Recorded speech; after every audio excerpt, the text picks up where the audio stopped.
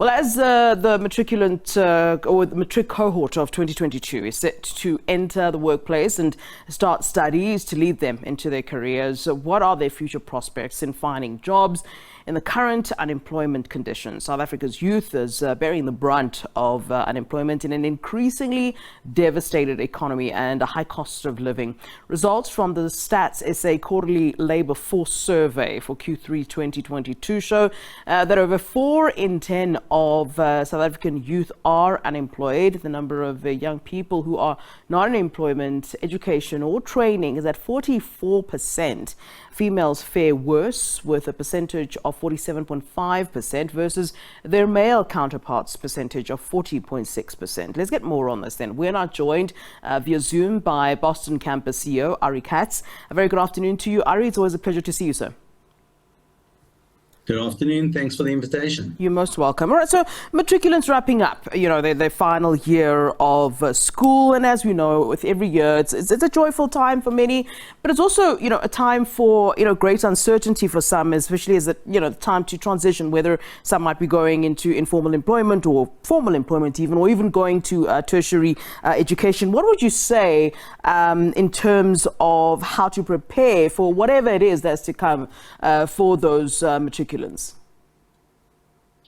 So it was interesting. I listened to you quote the unemployment statistics previously, and I think what's very important for matriculants to understand is that the unemployment scenario is actually spread between those who haven't got a matric versus those who have got a matric versus those who have tertiary education. And it's interesting, if we look at those statistics, we notice that those who without a matric, 51% of those people are actually unemployed. Those with a matric, 38% are unemployed. Those with a basic tertiary education, 7% are unemployed. And actually, those who are graduates, only 2.4% of them are unemployed. So the one word of advice that I would give to matriculants is, whilst you might be thinking about jobs or a gap year or whatever else it may be, but there's no question that in the new world, in the knowledge economy that we're moving into and that we're already into, is that it's clear that only 2.4% of graduates are unemployed. And therefore, I would encourage learners to follow their passion, but in following their passion, they should look to study further, as that will obviously reduce their chances of unemployment, not only now, but also in the future, as the world transitions to more and more of a knowledge-based economy. Yeah, and there's this question, and while we're talking about unemployment, there's this issue of, you may get into the various institutions, whether it is Boston that you represent or any other institution of higher learning, but the issue is you get in, you get the qualification and you don't get the job. So is there, and I'm hearing you talking about studying further, is there perhaps an onus on young people to, maybe not look at the things that they necessarily love or are passionate about, but perhaps looking into where the job gaps may be and where they might perhaps find better chance of finding employment? That might be terrible advice from me, but certainly, is there a different way to kind of look into it? Because, what's the point of you do something you love, but, you study something you love, but then, you can't get into that profession, and maybe they need to find ways to segue into what they want to ultimately get into. Yes, so I think there are a lot of things that you're saying over there. First of all, it is important for youngsters to follow their passion. But in doing so, it's very important that they seek proper career advice. And I encourage every youngster to do what I call career exploration. And there are a lot of tools out there, both within tertiary institutions as well as online, where people can go online and they can look at what does a particular career entail, what are the subjects I need, what I study, what kind of work do I do afterwards, etc.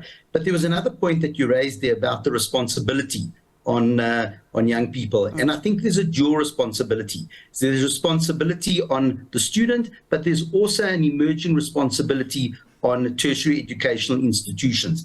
And let me tell you what I mean by that.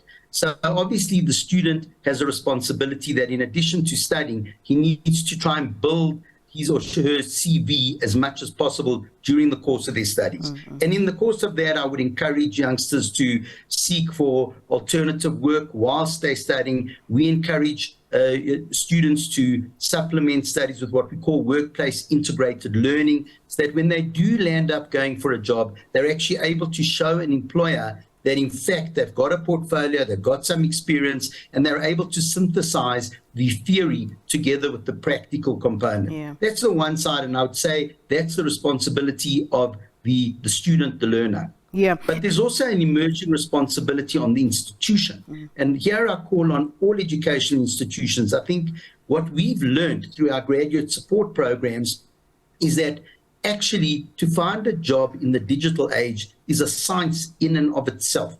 And there's a responsibility on educational institutions to incorporate programs both within their curricula as well as a responsibility to assist graduates post-studies to actually gain the tools and the techniques to actually go out there and how to look for a job, especially in the digital economy, and especially that we've entered a world, what we call the gig economy, where actually the whole world is available to you for jobs. But we have to teach our youth, and that's where the responsibility of the educational institution lies, to actually teach our youth how to actually navigate that space, how to look for a job in the digital age, how to work within the gig economy, because there's a new world out there and it's an exciting world and a lot of opportunity. But unless we teach our youth how to actually search for that and how to actually make it happen, it's wasted. Yeah.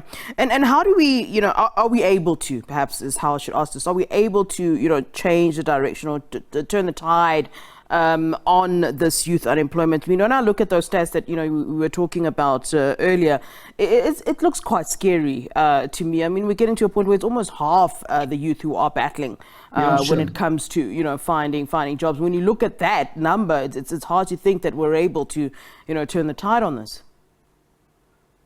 So I think you are right about that. I think, but what's even more scary is the number of youth that they call are in NEETs, that are not in employment, not in education, not in training. And for those are the guys who've given up hope. And I think what we need to try and do, encourage our youth, both at school level, at tertiary level, in community organizations, to change the trajectory, to change the attitude, to almost build a sense of responsibility and entrepreneurship, where learners start taking responsibility for creating employment. And in fact, the starting point, I would say, of that is actually, as I said before, career exploration. I think many of our youth just simply don't know what is out there. So I would start off by looking at the government publish what they call the critical skills list. And those are the list of skills that are in short supply in the economy. So that's a good starting point to understand what is in short supply in the economy. And then further on that, to take further career advice, do career exploration, find out what do different careers entail. How do I enter those careers and how do I make it happen for myself, as opposed to waiting for somebody to come and offer me a job. That's the one side. The other side is there are opportunities out there through things like learnerships, volunteering, internships, etc. And I think the message really is, if you are out there looking for a job, it's much more important to get some experience than it is to worry about the salary that you're going to earn.